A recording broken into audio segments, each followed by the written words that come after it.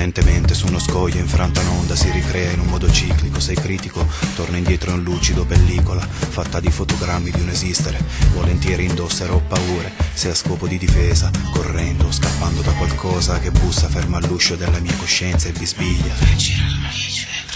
Il colore dei suoi occhi è un rosso, le lacrime che sgorgano non servono, veleno come linfa. Se non spalanco gli occhi, scusatemi, c'è un odio che t'acceca ed uno specchio rotto da un cazzotto. La noia è mortale, sempre la stessa faccia sto a guardare, quella che ripulisco e resta tale. Colpevole di fatto, mi sveglio spesso succube di me, povera ipocrita. Con le mani in tasca guarda il cielo, c'è un nero che deprime ed è soltanto tuo questo senso di colpa.